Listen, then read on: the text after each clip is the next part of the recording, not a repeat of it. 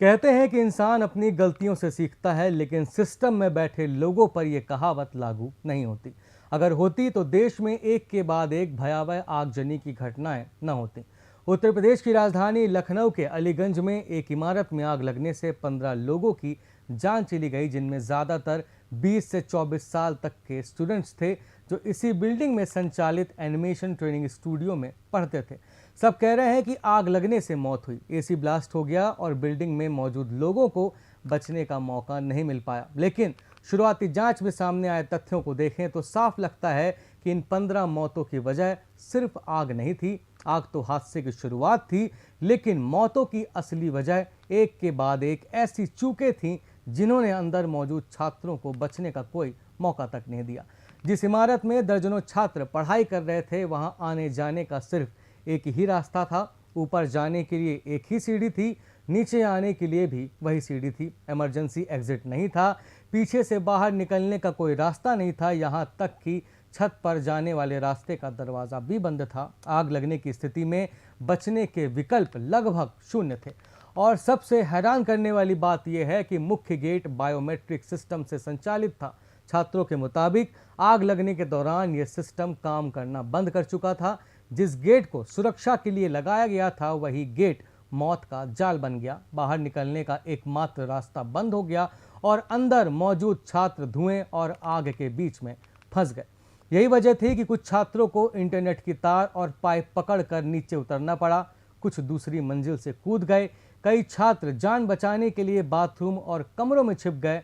Fire कर्मियों के मुताबिक कई छात्रों की हालत आग से ज़्यादा धुएं की वजह से बिगड़ी। घना धुआं इतनी तेज़ी से फैला कि लोग बाहर निकलने का रास्ता ही नहीं ढूंढ पाए। दम घुटने लगा, लोग बेहोश होने लगे और जब रेस्क्यू टीम अंदर पहुंची तब तक कई छात्र अचेत अवस्था में मिले। सवाल यह भी है कि अगर इमारत में इमरजेंसी एग्जिट होता, अगर छत तक पहुंचने का रास्ता खुला होता, अगर पीछे से निकलने का कोई मार्ग होता, तो क्या इन लोगों की जान जाती?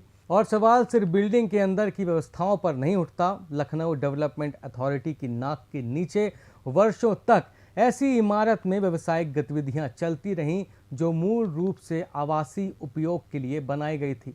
2014 से यहां कमर्शियल गतिविधियां संचालित हो रही थीं और अब जांच हो रही है कि क्या सभी ज़रूरी अनुमति, सुरक्षा मानक और फायर सेफ्टी नियमों का पालन किया गया था या नहीं। पुलिस के मुताबिक बिल्डिंग में फायर सेफ्टी की व्यवस्था नहीं थी।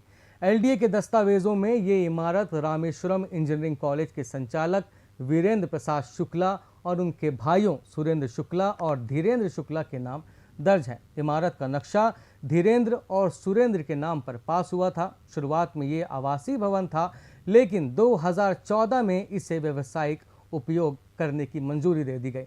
2 साल के अंदर ही इस बिल्डिंग को अवैध घोषित कर दिया गया। 2016 में इसके ध्वस्तीकरण का आदेश जारी किया गया, लेकिन 2 महीने से भी कम समय में ये आदेश वापस ले लिया गया। नगर निगम 2022 से यहां कमर्शियल टैक्स भी ले रहा था। अगर नियमों को ताक में रखकर संचालित इस बिल्डिंग पर कार्रवाई होती, इंस्पेक्शन करने वालों ने जिम्मेदारी निभाई होती, अगर फायर सेफ्टी का निरीक्षण सिर्फ कागजों में नहीं ज़मीन पर हुआ होता, अगर इमरजेंसी एग्जिट और सुरक्षा मानकों को अनिवार्य माना गया होता, तो शायद आज 15 घरों में मातम नहीं पसरा होता।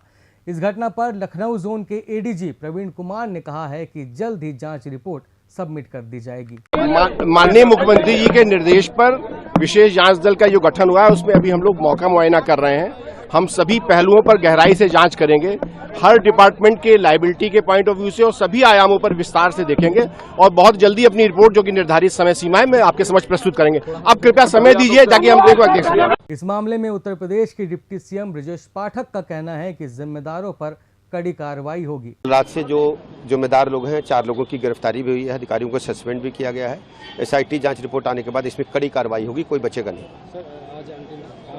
मैं जा रहा हूँ। बहरहाल इस घटना के बाद अब जिम्मेदारों पर कार्रवाई होने के आदेश जारी किए गए हैं। एसआईटी की जांच शुरू हो गई है।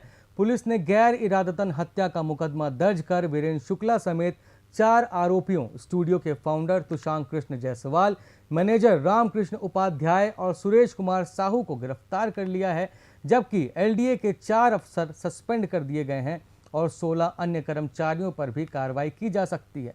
इसके अलावा बिल्डिंग मालिक को नोटिस जारी कर 15 दिन में जवाब मांगा गया है। बिल्डिंग पर बुलडोजर भी चलेगा। सच तो ये है कि हर बड़े हादसे के बाद सिस्टम जिम्मेदारों की तलाश शुरू करता है, लेकिन अगर जिम्मेदारी पहले ही तय कर दी जाती, अगर नियमों का पालन पहले कराया जाता, अगर सुरक्षा इंतजाम पहले सुनिश्चित किए जाते, तो शायद इन जिम्मेदारों को खोजने की ज़रूरत नहीं पड़ती। आग कुछ मिनटों में लगी, मगर इन 15 मौतों की कहानी वर्षों की लापरवाही, अनदेखी और सिस्टम की विफलता से लिखी जा चुकी थी। सवाल ये सिर्फ नहीं है कि इस हादसे का जिम्मेदार कौन है, सवाल ये है कि क्या अगली बार किसी और शहर में, किसी और कोचिंग सेंटर में, किसी और इमारत में फिर से यही कहानी दोहराई जाएगी या इस घटना से सबक लिया जाएगा। शब्दसाची इस मामले से जुड़े अहम अपडेट्स आप तक पहुंचाने का काम करता रहेगा। इस घटना पर आप किसकी गलती मानते हैं, हमें अपनी राय कमेंट बॉक्स में ज़रूर दें। धन्यवाद।